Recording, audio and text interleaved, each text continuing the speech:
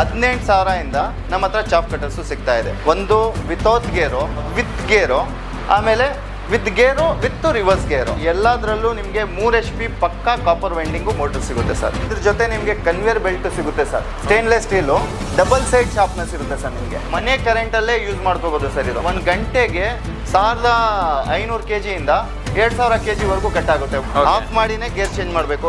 ನೀವು ಸ್ವಿಚ್ ಎಲ್ಲಿ ಹೋಗಿ ಹಾಕಿರ್ತೀರಾ ಅಲ್ಲಿ ಆನ್ ಆಫ್ ಮಾಡೋದು ಅವಶ್ಯಕತೆ ಇರಲ್ಲ. ಇಲ್ಲೇ ನೀವು ಆಫ್ ಆನ್ ಮಾಡ್ಕೋಬೋದು ಸರ್. ಸಣ್ಣ ಕಟಿಂಗ್ ಆಗಿದೆ.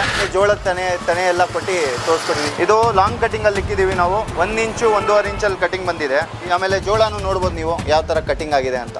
ಅದು ಜಾಮ್ ಆಗಲ್ಲ. ಆ್ಯಕ್ಚುಲು ಜಾಸ್ತಿ ಮೇವು ಕೊಟ್ಟು ಜಾಮ್ ಮಾಡಿ ತೋರಿಸ್ಕೊಡ್ತೀವಿ.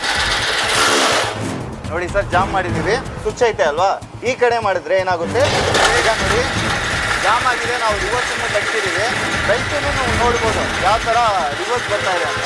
ರಿವರ್ಸ್ ಬರ್ತಾ ಇದೆ ಬೆಲ್ಟು. ಇದೇ ಥರ ನಿಮಗೆ ಫಾರ್ವರ್ಡ್ ಹೋಗ್ತಾ ಇದೆ. ಬುಕ್ಕಿಂಗ್ ಮಾಡಿಕೊಂಡ್ರೆ ಫ್ರೀ ಡೆಲಿವರಿ ನಾವು ಕೊಡ್ತೀವಿ ಸರ್. ಇದು ಕುಣಿಗಲ್ಗೆ ಹೋಗ್ತಾ ಇದೆ. ಇದು ಡಬಲ್ ಲೇಯರ್ ಪ್ಯಾಕಿಂಗ್ ಮಾಡಿದ್ದೀವಿ. 500,000 ಕಿಲೋಮೀಟರ್ ಆದ್ರೂ ಒಂದು ಸ್ಕ್ರ್ಯಾಚ್ ಕೂಡ ಬೀಳಲ್ಲ ಸರ್ ನಿಮಗೆ.